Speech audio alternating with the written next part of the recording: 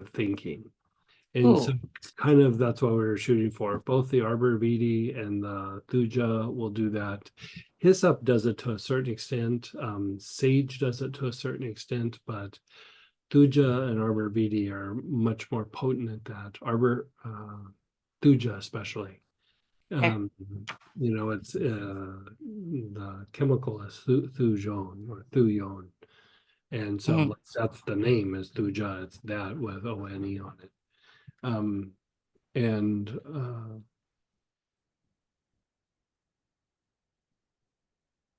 you know that the intellect or the brain can get very locked into a way of thinking, and it's a way to like kind of break that up. It doesn't stop it from doing that, but it just makes it like less rigid Okay. in what it does. So, and there in that process, you're trying to merge the two sides of the brain in a way. And so, Yeah, uh, that was a powerful one. yeah, it's Yeah. I like doing that one with several different oils, but here we did Hmm. those. Yeah. Oh, so we looked up. We used it for self-doubt. Oh, of course, that's why I had it. Yeah, it was it really has helped and it pops up every now and then Mhm. in certain work scenarios. So that's great to know. So Thank you. I have a bunch of funny stories. Well, they're all about the same. But so when I wear that sometimes, like, because I'll wear it like on my wrist a lot of times, Uh, and we'll be traveling or we'll walk into a restaurant. People will walk up and go, "What is that smell?" Like, most times people will say like, "Oh, essential oils," and they'll just identify, whatever it is. They'll identify it with the oil that they know. Like, mhm. like I was wearing rosemary one time and I went into some office and the secretary goes, "Oh, patchouli." And I was like, "Oh yeah, it's totally patchouli." It wasn't, it was rosemary, but she just smells something and that's where her Uh-huh. brain goes. And but that blend, people will have a reaction to it. Yeah, We were out with dinner, remember that and the lady walks up and goes, "Oh, what is that scent?" And the friends that we're hanging out with, the woman goes, "Oh, it's my perfume." And she said what it was. And the waitress was like, "No, that's not it. It smells more like." And then I was like, "Oh, it's probably, and gave her the bottle and smelled. She goes, "Yeah, that's what I smell." And so, yeah. I mean, Oh, it's the Siberian for premium. It's the Taiwanese cedar, and it's a fir balsam absolute, which I don't break out very often. Um, and then it's got a few other things, but all of those smell kind of similar, and together they just are super yummy. mm, I absolutely agree. Um, One last question because I missed the segment C on the homeostasis emotions. Mhm. What was the intent behind that one? Stimulating cognitive processes and calming the emotions, the homeostatic emotions. Mhm. And the homeostatic emotions, does that Low, mean lower emotions. Yeah. the lower emotions? Yeah. Okay. Yeah. Okay. All those nasty little critters. I have no idea what you're talking about. Yeah, I read about it in a book somewhere. I don't really know. Yeah, exactly. Oh, thank you again. Great You're so class. welcome. And then go ahead, Denise. Hey, Denise.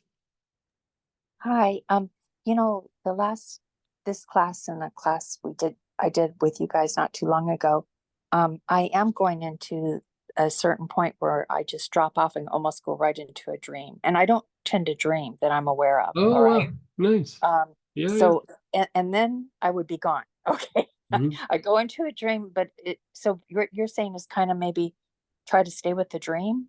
Is that Yeah, a little bit? I would let that happen. Try to allow it. If it was just happening and say you're out and about, I'd be like, oh, careful you're not checking out. But like here, when you're doing it, like you're going into a deeper intuitive state, and so you start doing that dream processing. because there's different kinds of checkouts, or checking out. And so when you're doing it with these oils like that, it is literally just pushing you hard into intuition. And so Oh, uh, thank you. Well, if it you're kind of having answered. that happen, I would just sit with whatever's happening, and the idea would be that you could be able to start calling it up in a situation, like in a way, it's a deeper way to be able to problem solve and figure things out or have direction with something um, that might be new. Like you sit with it and you're like, I don't know what to do with this. And then all of a sudden you're like, I can do these 5 things with this, right? It's like the intuitive processing starts to get heightened, and then it drops it into the intellectual mind. So we kind of, in a way, if I'm following correctly, um, the last 2 that we did would be, and that were both times I almost ended up into a dream. Mhm. That's where you kind of focus, let go. Yeah, I would just Right. observe it, like just sit with it and try not to, like, when you're going to Overanalyze. naturally start to come out of it. So I would, if you can, let yourself come out of it naturally rather than, oh, I'm doing this and then snap out of it. Like, kind of ride the wave a little bit, so to speak. Okay, like, yeah, that it's what it has to show me, so to speak, Yeah. right? Well, it might be showing you something, but too, it might just be developing the muscles for you to be able to problem solve. Like I say problem solve, but I'd also say like active learning. Like you're processing something, and not based on speculation, but your mind is processing it so that when you do it, you actually do it much better right off the bat than you would coming from the place of intellect. That well, it's still a little bit foggy, but what I led in when I first spoke with you this morning was that I could feel my body. All right, that was Mhm. the thing, is I could feel Mhm. my body's responding to where you take us, and it's refining us as we Oh, go. good. And Yeah. I could feel it in my body this morning, and that I felt like, oh, that's a good sign, I think. Yeah. Hold Yeah. on to that one. So, Yeah. Very good. and can we still purchase the oil kit for this class and then Yeah. get the Sure. herbal Yeah. tincture, Yeah. Yeah. Yeah. Yeah. Okay. All right. Very good. Yeah. Thank you very much. It's You're been so welcome. wonderful class. You're so welcome. Wow, so relaxed. Checked out several times. Thank you, thank you. I'm curious about this train about self-doubt, rigid, repetitious thinking. Any particular pattern or additional oils to use towards this? Well, When we just mentioned it with the Avlo kits from the other class with. Yeah, that was a whole process. I mean, if you're wanting to work to self-doubt, just do the with the Avalokiteshvara, do the soles of the feet, the Mingmen, the back heart, and the crown.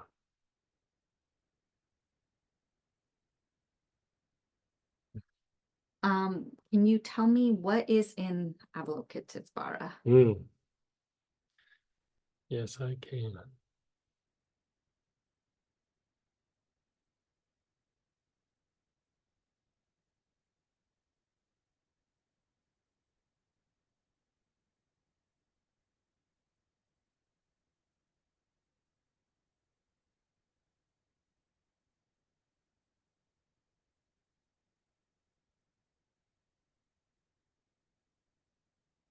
It's fir balsam absolute, Siberian fir premium, Taiwanese cedar, aloes, poplar balsam, and frankincense premium.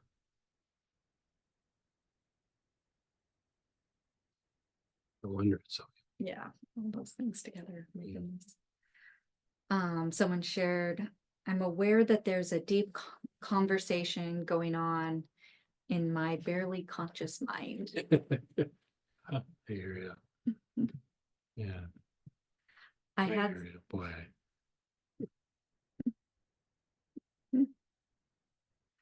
I had some insights about how attitudes and beliefs of my parents shaped my life and Yeah. keep me stuck. Even though I intellectually realized they are detrimental to forward momentum spiritually, mentally, physically, every way. How do we release deeply entrenched detrimental attitudes instilled in childhood from our aura? Um, a lot of that is in the class that we did last weekend, the Auric Waves. That's divided up into 4 segments. And the third segment is tied to, the Auric Waves is processes, right? And so the first one is kind of like the dream aura, the second one being the pain aura. First one's tied to the, memories always going to the past. Then the pain aura has to do with the present, and the primal part of the aura has to do with like the things that we repeat, and like things that got said in motion a long time ago, and then speculation into the future based on these patterns. And so whenever we've, like you said, like a lot of our primal patterns are things that happened to us when we were young, things that came from our family, strong emotional responses to situations, something that was painful, be it physically or psychologically, something that just kind of blew our mind. It gets set in motion at that time, and then we just keep reproducing it over and over. And some of it is in the physiology and some of it's in the energy body. And so in that third component, it's alchemical blood 3. We did a version of working the aura, and that's exactly what it's for, is for breaking those old patterns. Another version of doing some of that work would be the work in the generational healing class.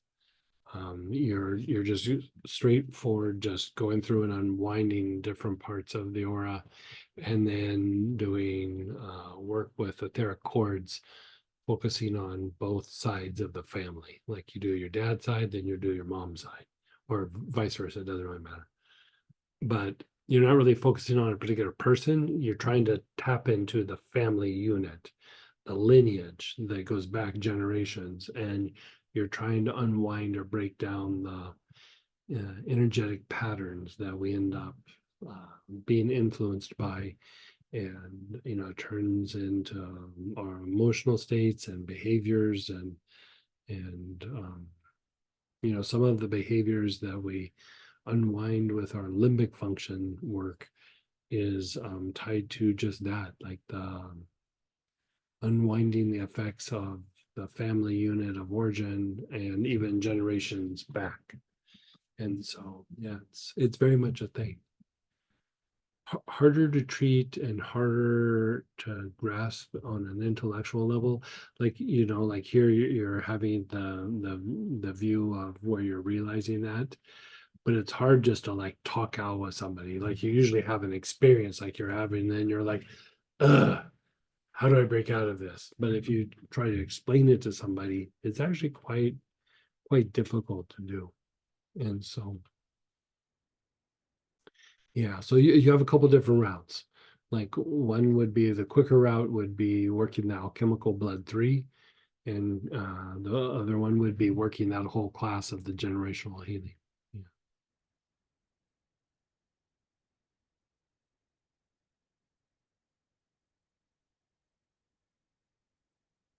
They typed in, at 3 years old, I realized my mom did things that would not result in what she professed to want/expect. But now I realize I have the same thing going on throughout my life, even after seeing it and judging it from such a young age. Yeah, I mean, everybody kind of has that to a certain extent, and even working some of this stuff today actually refines it. like that ability that we were talking about, like being focused, that actually can be helpful with that as well, because you're practicing focus and then awareness. You're piercing through like why those things happen. But really, bottom line, sometimes I use the term instinctive responses, sometimes I use behavior, but they're really just different ways of saying the same thing. And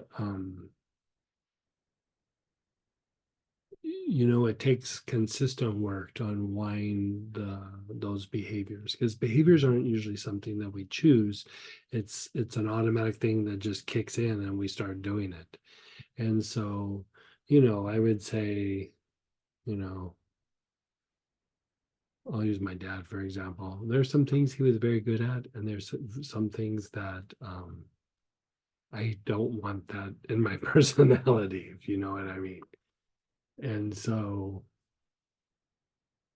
the more that I unwind the behavior component of it, those things that I prefer not to have be part of my personality fall away. And those things that he was good at, I still am able to kind of capitalize on, you could say, and so the thing that happens when you work the behaviors is that you get to be more cognitive of it. And Regina the other night in the study group class, remember, she was saying, we had done this weekend with Auric Waves, and she had this really great story of she worked the Auric Waves, and then she was dealing with somebody who she has difficulty with, and she found that she was like upset and a little bit angry, but she wasn't feeling the emotion. She was kind of stepped back from it and was almost watching herself be upset and not really feeling the emotion of it, but still verbally things were coming out. There were still some behaviors, but normally she would have been very upset, she said. And then she kind of stopped herself and just went and then had this really lovely day. She goes, I walked away from that situation and I went and did what, these things, not because I was trying to solve something or undo the tension that happened from that. But she goes, I just went and I had some time to myself and just had this really lovely, lovely day. Where normally, like something upsetting is like that, you stay upset for a little bit, even though you might let it go. Part of you is still a little bit upset as the day progresses, and it diminishes over time. And she was like, she goes, because really, I was never upset. There was just that behavior that was still there, right? And so that behavior was an instinctual response to whatever that situation was.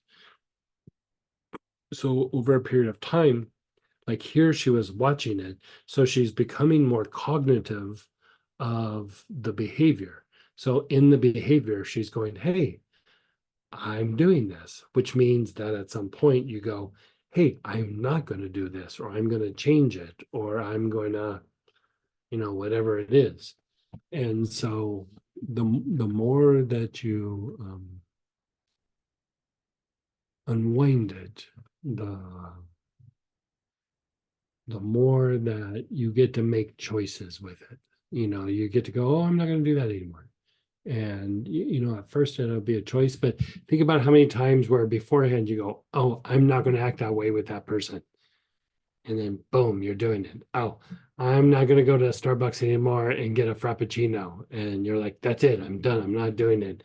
And 30 minutes later, you're like, I want 2 pumps, not 3 pumps, and I want extra whip. Like, and you're doing whatever you do, right? That behavior, even though you made the decision, is so ingrained that it becomes hard to break. And so you have to temper the limbic responses so that you're able to like calm down's not the right word, but almost like slow down the instinctive responses so that you can go, I'm not going to do that anymore. And it's not this wrestling match. It's just like, yeah, I'm done. And you're doing it right in the middle of the behavior. And a lot of times it breaks it up and it just starts to go away. And so the more that you do it, the stronger the new behavior becomes. And They said, I think I intellectualize things. I need to start feeling. yeah, we all do that. We all intellectualize things. I hear you on that. Yeah. But try the part with uh you know how we were talking about like with sage or hyssop, Palo Santo, um frankincense, African bluegrass, and rue, and do the organs of blood purification. And um that is one of the ways that you temper those behaviors. I have the generational healing kit class, but not the arc waves. So Yeah. You have the generational part, you know, especially that back end where you're doing the etheric chords and thinking of each side. You work that a lot. Yeah. You know, you don't necessarily have to go through the whole class, I guess is what I'm saying. I recall that it was powerful. Yeah, yeah.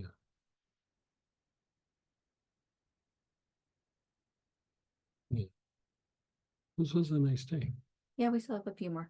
What, so with that last process with the materialization, would the blend mana work for it as well? Yeah, actually it would. Yeah, totally. Yeah. Does balancing both sides of the brain as we did in section D help support proper vagal tone? Balancing both parts. Vagal tone. I mean, a little bit, but it's not the way to go after vagal tone. But a little bit.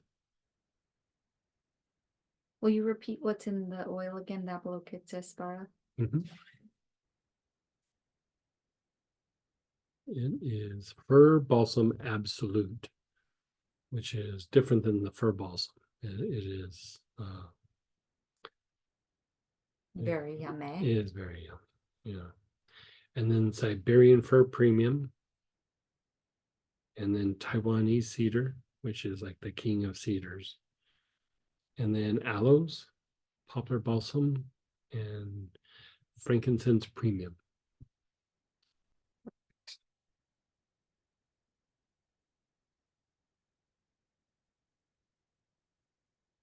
There's one more. Let me just check. No, I think that's it. I think that was the class. Yeah. Yeah, I hope you guys had a good day. I think we're going to do a series on memory. You know, this was a very like general thing. I tried to make it as practical and easy for you to use, like if you want to do something on a daily basis. So you could take each little section and you could do it repetitively if one of them really resonated with you, or you can do the whole thing like from time to time. You know, you can mix it up and match it. But if you walked away with anything, rosemary or memory support every morning would be helpful. Basil as a mental stimulant or lotus. And then the processes that you experienced, you know, you don't necessarily have to do them daily, but at least the rosemary or the memory support daily. Yeah. I did have a couple funny shares. Yeah, let's hear some funny shares. I hope he remembers to do the series. Yeah. I love those kind of jokes, by the way. When you were having us focus on like, thought, like whatever's coming up. My thoughts are on ice cream. Followed up with, as soon as we finish, I'm gonna go materialize it. Right, there you go. Mm. Yeah. Now this is just not class related, but I live here where the hurricanes come through and the mosquitoes are horrible with West Nile virus detected. Is there an oil to counter the West Nile and the mosquitoes. The mosquitoes, the West Nile, boy, it would just be a guess on my part. Let me look into the West Nile thing. But as far as keeping mosquitoes away, citronella, peppermint, lemongrass, pennyroyal, did I say peppermint? That I- was the second one. I mean, I find the citronella, but Citron- maybe different mosquitoes don't like different things on different. people, Citronella so- is nice and it's super, super, super cheap. And so you can make it super strong. I usually, like, did I make it in a spray for you or you made it a spray? Yeah, I or, made it into. and then you just like kind of spray down and they just kind of stay away. I mean, I used to use the citronella. I mean, I made a super strong version of it for the horse flies that like when I had alpacas, I'd go out and I'd see the animals, but I also would do healings on the animals that were having a hard time. And out of about 2 months out of the year, there was these really big, gnarly horse flies that were the biting flies. And I'd make a big spray bottle, the big industrial size, and I mean I'd pour in a whole 1 ounce bottle of citronella and then rest with alcohol and water. And I just walk around and spray down the animals. And I'd stand there and watch them, because they'd get really agitated with the flies. And they'd always be, trying to get the flies away. I'd spray them down. Everybody chilled out because the flies were leaving them alone. And so I've used it for a lot of different flying insects, and it works quite well. Works quite well. It could even be a thing that you use like on a patio or something in the evening. But boy, if you're going out and about, if you're trying to keep like ticks away, I would use peppermint. But like mosquitoes and flies and things like that, citronella works really well. And it's like how much, like an ounce bottle is like $10 or something. It's it's this size times 6 is $10, so 6 of those. So I mean it's super, super cheap. Do I just put it in a carrier and rub it on my body? You could do that. I definitely would put it in a carrier. I'd either put it in alcohol or I'd put it in massage oil or I'd put it in like a lotion or aloe vera, but I'd make it really strong, and then rub it on the area, especially the exposed areas. But I like the idea too of like spraying it on the clothes, just so mosquitoes don't land on you and then get ideas. You know what I mean? Like, sort of keep a bubble of, not getting bit, but especially with West Nile virus. I'm sure there's something that works for the West Nile, but I honestly I don't know what that is. It would be a pure guess, and I don't want to do that. So let me look into it and see if I can't come up with an answer for you. So Would castor oil work? And then they said alcohol for spray on clothes. yeah, I mean castor oil is really thick. Yeah, it would work. Yeah, sure. Yeah, castor oil is super good for you too. Yeah.